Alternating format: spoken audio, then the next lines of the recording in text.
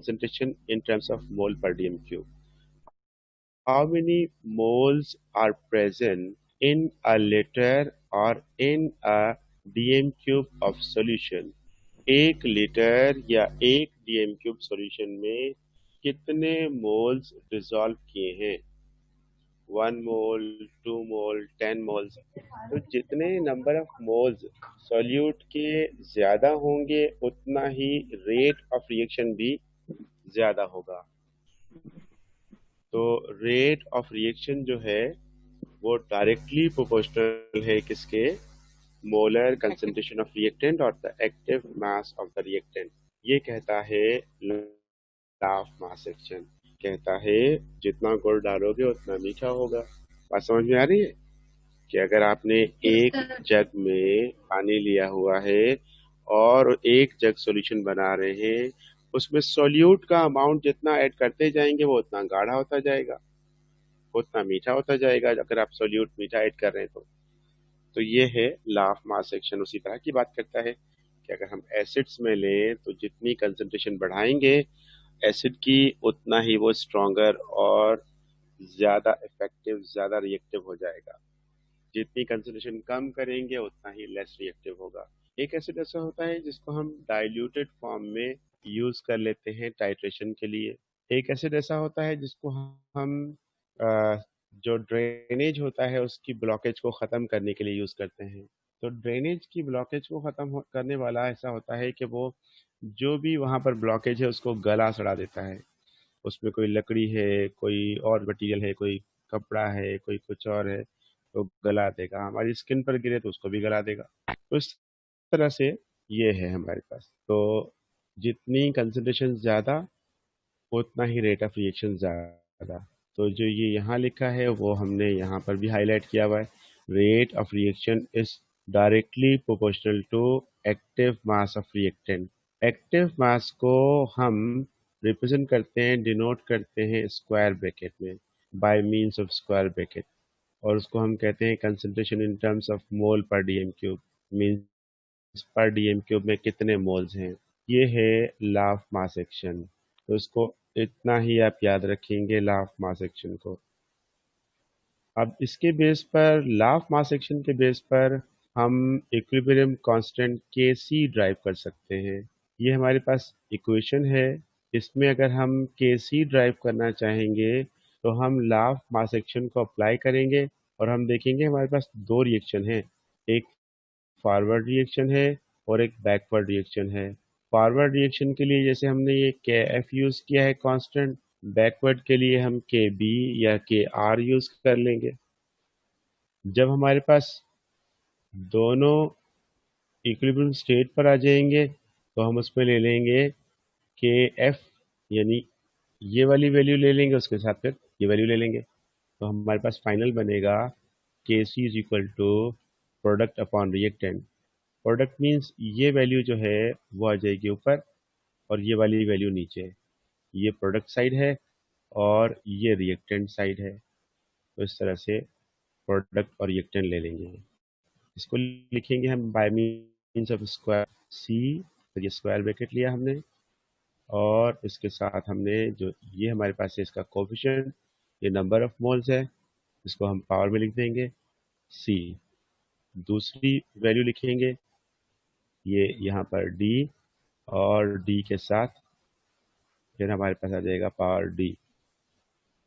इसके साथ फिर अपॉन में क्या आएगा, हमारे पास रिएक्टेंट आएगा। रिएक्टेंट क्या है हमारे पास, ए और ए पावर ए और बी पावर बी हो जाएगा। यहाँ पर शायद हमने कुछ मिस तो नहीं कर दिया, क्या पता यहाँ पर प्लस आएगा, ऐसा होगा क्या? No sir. No sir. ये प्लस नहीं आएगा नो सर क्योंकि नहीं। इसमें आपके पास जो है वो ये दिया है कि आप इसको देखेंगे कि कहा जा रहा है कि active masses of the reactants, reactants के एक्टिव मासेस को लिया जा रहा है और वो भी प्रोडक्ट, उनकी प्रोडक्ट, प्रोडक्ट मल्टीप्लाई वाली प्रोडक्ट। तो मल्टीप्लाई वाली प्रोडक्ट का मतलब कि हम इसको मल्टीप्लाई करेंगे। तो ये है हमारे पास इसका केसी की डेरिवेशन। जहां भी कहीं होगा तो आप करेक्ट सिलेक्ट कर लेंगे, कौन सी केसी की करेक्ट Yes, जो sir. है वो यस ये आप कर लेंगे। हम चलते हैं थोड़ा सा आगे, और ये आपने केसी की वैल्यू ड्राइव कर ली है, और वो वैल्यू यहाँ पर कुछ इस तरह से दी हुई है, ये इस तरह से दी हुई है यहाँ पर केसी, ये के एफ और इनके बराबर अपॉन लिया, उसके बाद फिर हमने लिया इसके बराबर। तो ये जो है केसी यहाँ आ जाएगा, वो हमने वहाँ पर ज़्यादा बेहतर लिख लिया था। इसके बाद फिर देखते हैं इक्विलिब्रियम कांस्टेंट के सी तो हो गया। इसके बाद इक्विलिब्रियम कांस्टेंट के पी, के सी जो है वो के पी के बराबर हो जाएगा। के पी और के सी एक्सचेंज हो जाएंगे। ये कैसे हो जाएंगे?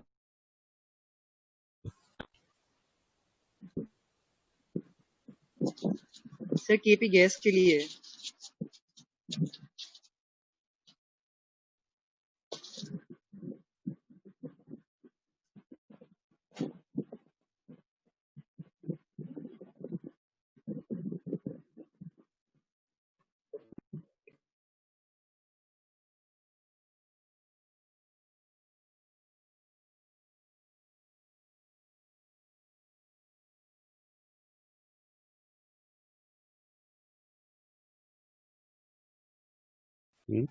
गैसेस के लिए हम क्या, गैसेस के लिए हम यूज करते हैं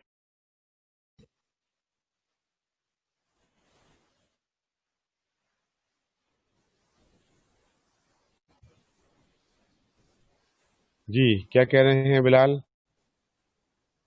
रिपीट करें, मेरे पास कॉल आ गई थी। यस, इसमें हम कौन सा लॉ अप्लाई करेंगे? किसी बच्चे को याद है? सेकंड चैप्टर से कोई लॉ लेते हैं, उसके बेस पर हम इसकी रिलेशन निकालते हैं। मैथ्स याद है आपको?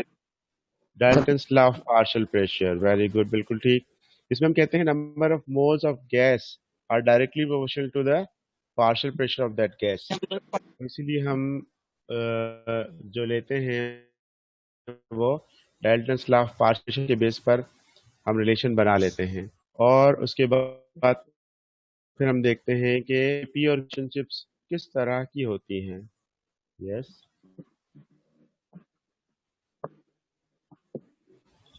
According to Henry's law, Henry का लॉ अप्लाई होता है सॉल्यूशन के लिए, कि जब हम लिक्विड में गैस को डिसॉल्व करते हैं तो वहां पर हम हेनरी का लॉ भी यूज करते हैं। यहाँ पर कहाँ लिखा हुआ है?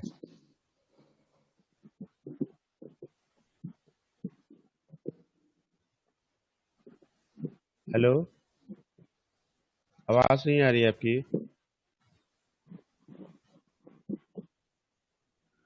हाँ हाँ, वो लेते हैं क्योंकि जब आप गैस को मिक्स करते हैं, ये आपके पास 9 की बुक में है, ये आपके पास जो है उसमें आएगा फर्स्ट ईयर की बुक में, पंजाब टेक्स्ट में अगले चैप्टर में आएगा, नेक्स्ट चैप्टर में आएगा, सॉल्यूशन वाले चैप्टर में। तो रिलेशनशिप हमारे पास आती है केसी और केपी की 3 टाइप्स की रिलेशनशिप आती हैं। उनमें से एक रिलेशनशिप में हम कहते हैं कि केसी और केपी बराबर हैं, और दूसरी में हम क्या कहते हैं कि केसी और केपी बराबर नहीं है। तो बराबर नहीं है तो कोई एक ज्यादा एक कम, केसी ज्यादा Yes, sir. केसी केपी ज्यादा और केपी कम। चलें, ये सेकंड रिलेशन ले लेते हैं हम। और थर्ड रिलेशन क्या हो जाएगी? KP ज़्यादा केपी KC ज्यादा कम. केपी ज्यादा और केसी कम। तो केसी जो है वो लेस देन केपी हो जाएगा। अब इसकी इक्वेशन बताइएगा कब कौन सा केस होगा। इसके लिए हम क्या कहेंगे? The जब product बस of तो चलेंगे जब reaction रेट हाइड्रोजन फॉरवर्ड और बैकवर्ड दोनों बराबर. हाइड्रोजन आयोडाइड के number of moles of reactant बराबर होंगे किसके? number of moles moles of product. Number of product, very good. इस केस में क्या होगा? Number number of of moles सब ऑफ ग्रेटर ज्यादा होंगे.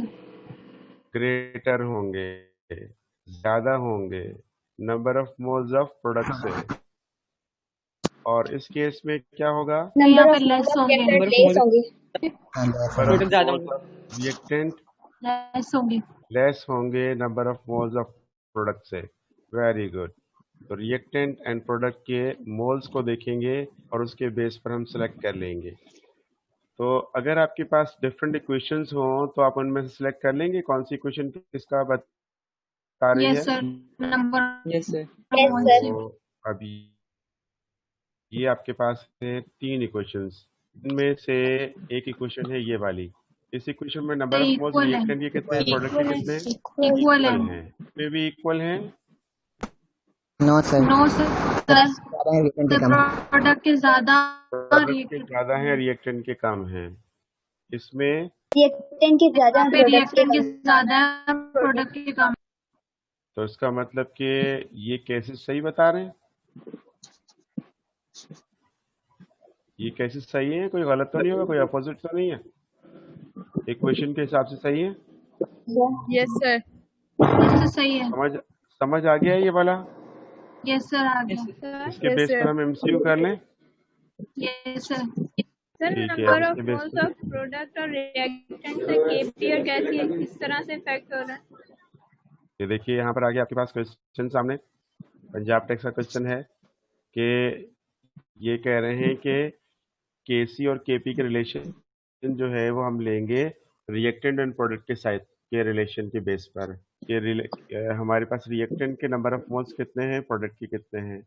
प्रेशर हम देंगे उसके बेस पर पार्शियल प्रेशर जो इंडिविजुअल प्रेशर बनेगा। तो अगर हमारे पास गैसेस रिएक्टेंट साइड पर ज़्यादा हैं तो फिर केसी ज़्यादा होगा और partial pressure of reactant side ज़्यादा हो जाएगा और प्रोडक्ट साइड कम हो जाएगा। और अगर हम सी फॉर कंसंट्रेशन ले रहे हैं, पी फॉर पार्शियल प्रेशर ले रहे हैं और इस तरह से रिलेशन बना रहे हैं हम इनकी। अब ये वाला क्वेश्चन है फर्स्ट क्वेश्चन एमसीक्यू, इसका आंसर क्या होगा जरा देखिएगा, कोई बता सकता है?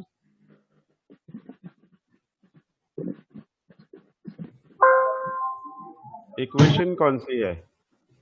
सर सेम ही होगा। हाइड्रोजन आयोडाइड सेम होगी सर, क्योंकि सेम नंबर होगा ऑफ मोल सर। सेम है। तो फिर ऑप्शन सी। ठीक है sir, D. No sir, D. Sir D है, सी नहीं। सी और डी में क्या फर्क है?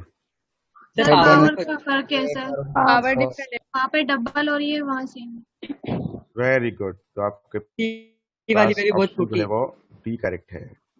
अब बताइए ये अगला सवाल बताइए, इस वाले सवाल में क्या होगा? वैल्यू क्या दी है आपको केसी की और टेम्परेचर वही दे दिया सेम, तो फिर क्या होगा? इक्वल टू केसी, यदि सी ऑप्शन हो जाएगा तो कैसे भी बढ़ जाएगा? सर केसी ज्यादा होगा, बी होगा। बी होगा। केसी ज्यादा। सर ए No, होगा। sir, सर लेस देन केसी होगा, क्योंकि सर ए होगा। यस सर, ए ऑप्शन होगा। प्रोडक्ट के मोल ज्यादा समझ होते हैं। नहीं आ रहा बच्चों को, होगा कैसे? जो भी कुछ होगा बस सर ये वाला होगा, क्वेश्चन लेकिन समझ में नहीं आ रहा। नहीं आ सर रहा। ये होगा। ये सॉल्व करवा दें। चलें भाई ये सॉल्व कराते हैं। उमेश क्या बता रहे हैं? सर ग्रेटर देन होगा। अच्छा जी, देखते हैं भाई कहाँ गया हमारा question.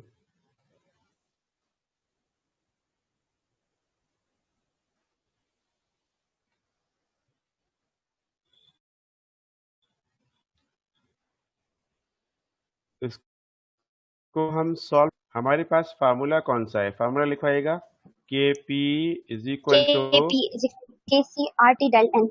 Very K C into bracket RT. में आर टी क्या है? Power R Power. टी क्या आता है? Sir gas constant, universal gas gas constant R gas general और gas T constant. Del N. Temperature. T temperature. Del N क्या है? Number moles. Number of moles. Number of mole. Del N का formula बताइएगा। Del N is equal to final minus initial. N2 minus N। Number of moles of product minus number of moles of product minus reactant. Reactant. Number of mole of product minus number of mole of reactant.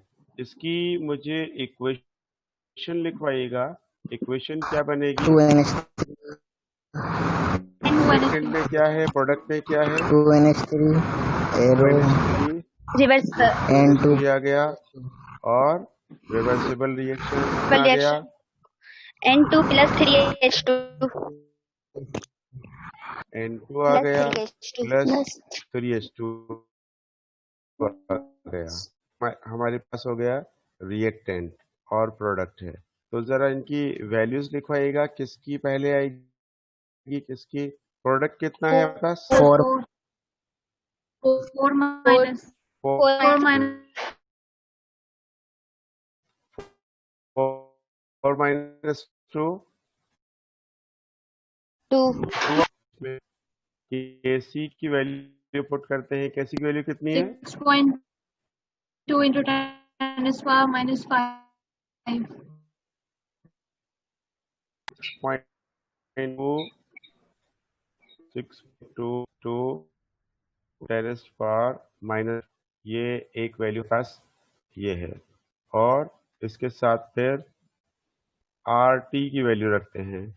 Are की value कितनी रखेंगे? 0.0821 0.0821 821, ये हो गई are की value. Into T कितना होगा? तभी ऑप्शन है टी टेम्परेचर कितना होगा? 773 773 लो, इसमें कैसे मालूम किया आपने? सर जो ये सेंटीग्रेड में गिवन है उसे फिर केल्विन में प्लस करना है वेरी 273 गुड। इसमें 273 प्लस करके इसको केल्विन में कर लिया। और डेल्विन की वैल्यू कितनी है हमारे पास? 2। 2. इसका अब इसको ज्यादा करने की जरूरत नहीं है। अब इन दोनों को मल्टीप्लाई करेंगे XYZ, कुछ भी आंसर आ रहा है उसको आपको स्क्वायर यस स्क्वायर सर करना पड़ेगा। और वो वैल्यू बड़ी हो जाएगी ना, इससे ज्यादा हो जाएगी, इससे बहुत ज्यादा हो जाएगी। उस ज्यादा वैल्यू को हम मल्टीप्लाई करेंगे 6.2 टेंस पावर माइनस 5 से, तो इससे आंसर बढ़ जाएगा कम हो जाएगा? बढ़ जाएगा। बढ़ बढ़ जाएगा संकेत जाएगा। बढ़ और जाएगी ऑप्शन करेक्ट हो जाएगा, बी ऑप्शन करेक्ट हो जाएगा, बिल्कुल ठीक। तो बी ऑप्शन पास, ये लेंगे आप करेक्ट। अगर आपके यहाँ पर एक क्वेश्चन चेंज डिसोसिएशन की जगह होता फॉर्मेशन, तो फॉर्मेशन में आप क्या करते हैं? सर ए होता हो है जाएगा। फिर ए हो जाता। ए वेरी हो गुड। जाता फिर हमारे पास ऑप्शन जो है वो चेंज होकर ए हो जाता।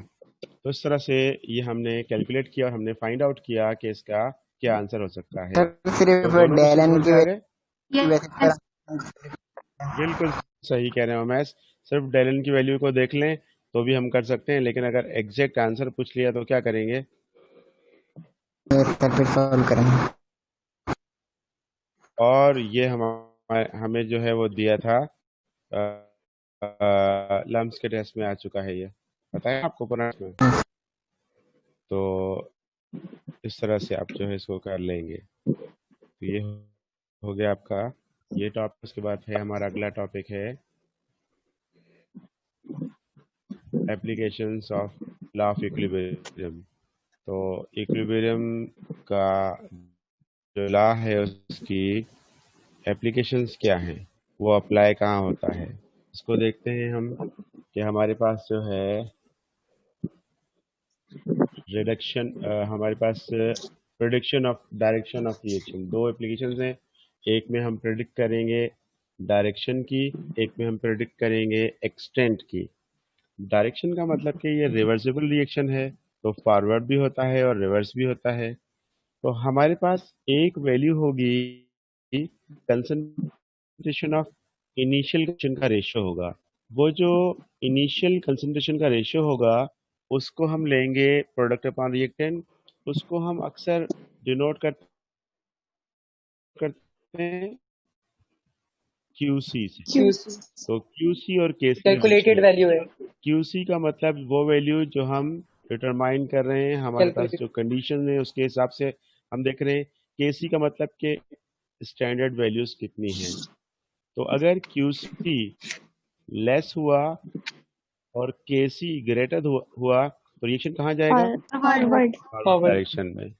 अगर क्यूसी लेस हो गया और केसी ग्रेटर हो गया तो फिर क्या हो बैकवर्ड जाएगा? डायरेक्शन। सर तो फॉरवर्ड डायरेक्शन बैकवर्ड हो जाएगी, रिवर्स डायरेक्शन हो जाएगी। और अगर दोनों बराबर हो गए क्यूसी और केसी सर तो ये फिर तो हो जाएगी। सर ऊपर वाले और नीचे नेम लिख दिया सर। तो हाँ, यस तो फिर ये इसको इरेज कर देते हैं क्यूसी ज्यादा जी। होगा तो रिवर्स। तो अब हम क्या करेंगे इसमें? ये ग्रेटर देन क्यूसी और ग्रेटर देन। क्यूसी ज्यादा हो गया तो फिर बैकवर्ड रिएक्शन। बैकवर्ड, क्यूसी कम हुआ तो फॉरवर्ड फॉरवर्ड, दोनों सेम हुए इक्विलिब्रियम। तो इक्विलिब्रियम। इक्विलिब्रियम। अब देखते हैं कि इसके हिसाब से हम कितना समझे हैं इसको, इस बात को कितना समझे, कितना समझ में आया है। ये आ गया है एमसीक्यू सामने और एक वैल्यू गिवन है। जो गिवन वैल्यू है उस वैल्यू को हम क्या कहेंगे कि ये वैल्यू क्यूसी है या केसी है? तो केसी होगी। केसी है केसी है। केसी है सर। और एक हम कैलकुलेट करेंगे, जो हम कैलकुलेट करेंगे वो क्या होगा? क्यूसी। तो दोनों एक ही तरह से लेते हैं हम। एक में हम क्या कर रहे हैं कि एक में हमने ले ली है फिक्स वैल्यू, एक हम डिटरमाइन कर रहे हैं। ये कह रहे हैं कि इसमें जो केसी की वैल्यू होती है वो इतनी होती है इस टेम्परेचर पर। अगर आप जब चेक कर रहे हैं उस वक्त इक्विलिब्रियम मिक्सचर जो है उसमें रिएक्टेंट और प्रोडक्ट की वैल्यूज क्वांटिटीज दी हुई हैं। सपोज इतने मोल्स जो हैं वो हाइड्रोजन के और इतने मोल्स जो हैं वो नाइट्रोजन के और इतने मोल्स जो हैं वो अमोनिया के। ये तीन चीज़ें इस रिएक्शन वेसल में हैं। तो इनमें से अगर आपको मालूम करना पड़े कि आपके पास डायरेक्शन क्या होगी, तो डायरेक्शन मालूम करने के लिए क्या करेंगे आप? से कंपैरिजन करेंगे केसी और क्यूसी के कंपैरिजन दरमियान। करेंगे, एक वैल्यू कैलकुलेट करेंगे तो कैलकुलेटेड वैल्यू और गिवन वैल्यू को कंपेयर करेंगे। क्यूसी फाइंड आउट करने का मेथड क्या है? प्रोडक्ट अपॉन रिएक्टेंट, वही सेम इसी तरह से। तो प्रोडक्ट और रिएक्टेंट की वैल्यू सही पुट किए, जरा देखिएगा सही लिखा है, वैल्यूज देख के बताइएगा सही लिखा है गलत लिखा है। हो सकता है कोई मिस्टेक हुई भी हो, आंसर हमारा गलत हो जाए।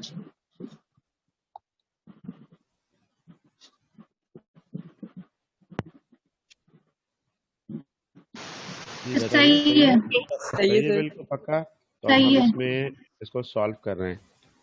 तो हमने इसको सॉल्व करना शुरू किया और हमारे पास जो है क्या आंसर आ रहा है? 4 को स्क्वायर करेंगे क्या आएगा? 16। तो 16 हमारे पास आ गया 4 का स्क्वायर। और उसके बाद फिर हमारे पास क्या आ रहा है?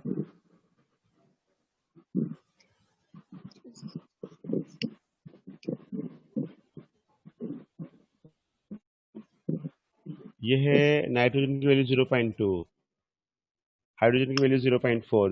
वैल्यू सही पुट किए? जो क्वेश्चन की वैल्यूज है देखिए सही पुट किए? नो गलत हो गया? ये सर क्वेश्चन सही लिखी है हमने, क्वेश्चन गलत तो नहीं लिख दी?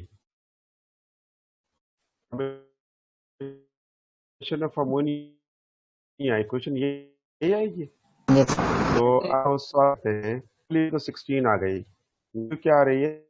0.2 को हमें किससे मल्टीप्लाई करना पड़ेगा? तो ये 0.4 के ऊपर क्यूब क्यों आ गया? सर क्योंकि उसकी नंबर ऑफ मोल्स 3 मोल्स हैं हाइड्रोजन के। तो 3 मोल्स है ना। कोफिशिएंट बिल्कुल ठीक, बिल्कुल ठीक, वेरी गुड। बताइएगा 0.4 को अगर हम क्यूब करेंगे तो हमें क्या आंसर मिलेगा? 0.064। 0.064 मिल रहा है हमें। 4 for the 16, 16 for the 64 के हिसाब से 0.064 या 0.64? 0.064। नो सर 0.064 होगा। तो अगर हम इन दोनों को मल्टीप्लाई करेंगे 0.2 को और 0.064 को, तो क्या मिलेगा हमें? 0.0128। ये मिल रहा है 0.018। 128 ये आ गया हमारे पास यहाँ पर। इनको डिवाइड करेंगे क्या मिलेगा? 1250। 1250। चले, सपोज कि आपको नहीं पता कि क्या आंसर मिलेगा। आप लोगों ने मुझे कैलकुलेट करके बता दिया है, लेकिन सपोज कि मैं नहीं पता कि क्या आंसर मिलेगा, लेकिन जो भी आंसर मिलेगा वो कम होगा ज्यादा होगा? सर ज्यादा होगा। ज्यादा होगा। ज्यादा होगा। ज्यादा होगा सर, डिग्री ज्यादा छोटी है। होगा। तो हमें QC की वैल्यू ज्यादा मिल रही है, तो QC की वैल्यू जब ज्यादा होती है तो रिएक्शन फॉरवर्ड जाता है, रिवर्स जाता है, या इक्विलिब्रियम में रहता है? रिवर्स जाएगा। रिवर्स रिवर्स सर जाएगा रिवर्स सर। रिवर्स जाएगा। जाएगा। तो कौन सा ऑप्शन करेक्ट हो बी। जाएगा? B. B. B. B. B answer correct हो जाएगा। वेरी गुड, बिल्कुल ठीक। बी आंसर जो है वो करेक्ट हो जाएगा। तो समझ में आ गया है। इस तरह का कोई क्वेश्चन दे दें तो कर लेंगे आप? Yes sir. जी। Very good. तो इस तरह का क्वेश्चन अगर आपके पास आता है तो आप बिल्कुल आसानी से कर लेंगे। तो ये हमने एक एप्लीकेशन कर ली है, अब सेकंड एप्लीकेशन बाकी है। और सेकंड एप्लीकेशन जो है वो क्या है कि prediction of the extent of reaction.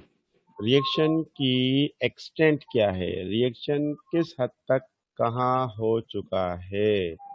तो उसके लिए हम देखेंगे, जस्ट केसी की वैल्यू को देखेंगे और स्टैंडर्ड वैल्यू से पता लगा लेंगे कि फॉरवर्ड रिएक्शन ऑलमोस्ट कंप्लीट हो चुका है या नहीं हो रहा है, या फिर वो दोनों तरफ सेम स्पीड से चल रहा है।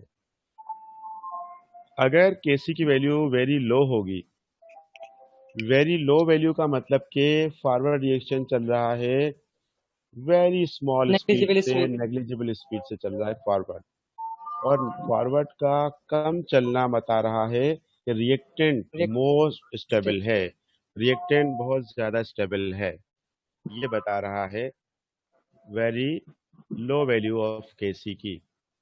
फिर देखते हैं केसी अगर वेरी हाई हो, वेरी लार्ज हो, तो उसमें क्या होगा? वेरी लार्ज फॉरवर्ड केसी ऑलमोस्ट से पर्सन क्या लेंगे ऑलमोस्ट इससे? कंप्लीटेड। फॉरवर्ड रिएक्शन जो है वो ऑलमोस्ट कंप्लीट हो चुका है और उसमें मैक्सिमम अमाउंट ऑफ प्रोडक्ट है, रिएक्टेंट का अमाउंट बराए नाम रह गया है।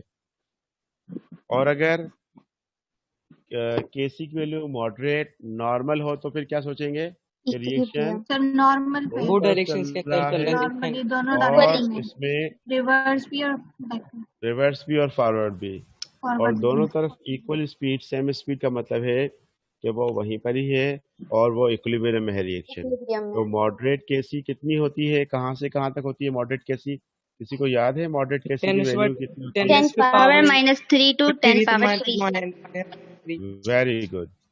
10s पावर 3 तो माइनस -3 -3। टू -3 से लेकर ये लोएस्ट 3 ले तक। लिया और इसके हिसाब से ये 3 ले लिया। अब अगर आप इससे ज्यादा करेंगे तो क्या होगा?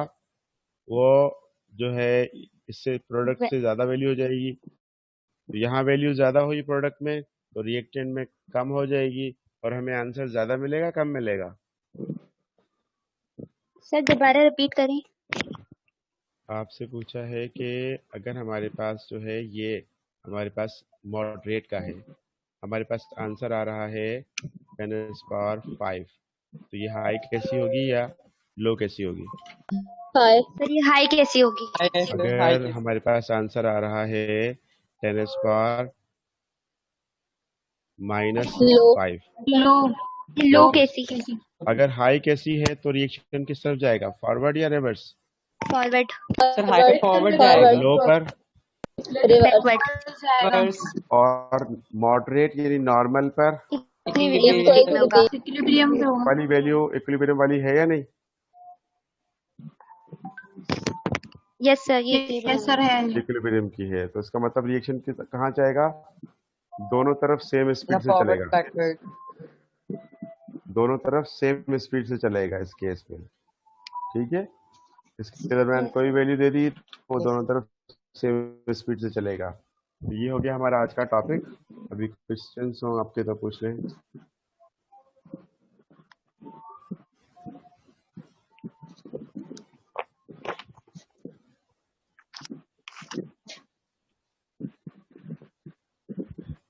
कोई क्वेश्चन है या नहीं?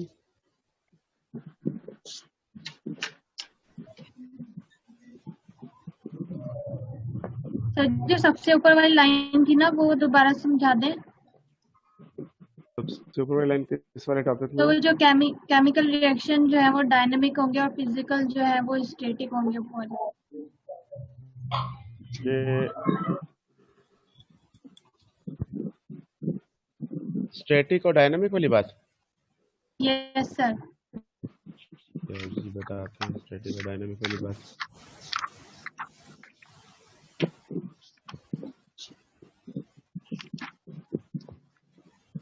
केमिकल इक्विलिब्रियम वो स्टैटिक नेचर रखती है, जबकि फिजिकल इक्विलिब्रियम जो है वो डायनामिक। सही बात है? नो सर, गलत है। No sir. क्या होगा? सर केमिकल इक्विलिब्रियम डायनेमिक है और फिजिकल इक्विलिब्रियम स्टैटिक नेचर रखती है। Very good. ये कहाँ लिखा हुआ है? ये लिखा हुआ और आपके पास Equilibrium बुक पे भी लिखा हुआ है, सेकंड पेज पर। इसमें जो एग्जाम्पल है चिल्ड्रन ऑन सीसा, वो किसका होगा, स्टैटिक का या डायनामिक का? डायनेमिक का। चिल्ड्रन ऑन सीसा, बच्चे झूला झूल रहे हैं, स्टैटिक या डायनामिक? इसका एग्जाम्पल होगा स्टैटिक का। जरा देखिए बुक में देखिए, बुक में है स्टैटिक का एग्जाम्पल है ये चिल्ड्रन, क्योंकि शिफ्टिंग या ट्रांसफर ऑफ अमाउंट नहीं हो रहा है, शिफ्टिंग ऑफ अमाउंट नहीं हो रहा है, ट्रांसफर ऑफ अमाउंट नहीं हो रहा है, तो इसीलिए हम इसको कहेंगे स्टैटिक। जो बच्चा जहां पर है वो वहीं पर ही है, वो वहां से दूसरी तरफ को शिफ्ट नहीं हो रहा, झूला झूल रहा है। और इसी तरह से अगर हमारे पास तराजू है, उसमें भी हमारे पास है, तो उसमें भी हम यही कहेंगे कि वो एग्जाम्पल है स्टैटिक का। Book lying on the table, ये भी किसका एग्जाम्पल है? Static. Peoples are traveling from upstairs to downstairs, या from one city to another city. It means dynamic, क्योंकि वो इंटरमिक्स भी हो सकते हैं, वो आ रहे जा रहे हैं, इसलिए वो हम कहेंगे कि किसका एग्जाम्पल है ये? डायनामिक का। इंटरमिक्सिंग, जिसमें इंटरमिक्सिंग होगी वो डायनामिक, जिसमें इंटरमिक्सिंग नहीं होगी तो वो स्टैटिक। अगर आप लोग जो है वो अपने अपने घर पर पढ़ रहे हैं, इंटरमिक्सिंग हो रही है आपकी? नहीं, तो आप स्टैटिक में है डायनामिक में है? स्टैटिक में है। और जब आप स्कूल कॉलेज सेंटर में होते हैं और वो जब ऑफ होता है तो डिफरेंट क्लास के बच्चे आपस में इंटरमिक्स हो जाते हैं, तो वो इंटरमिक्सिंग जो होती है वो कौन सी होगी? डायनामिक या स्टैटिक? डायनामिक हो जाएगी, बिल्कुल ठीक। तो इस तरह से ये है इक्विलिब्रियम। अब हमारे पास है लेस देन 1 मिनट, तो हम इसको ऑफ कर दें, कल कंटिन्यू कर लेंगे इंशाल्लाह। चैप्टर 3 के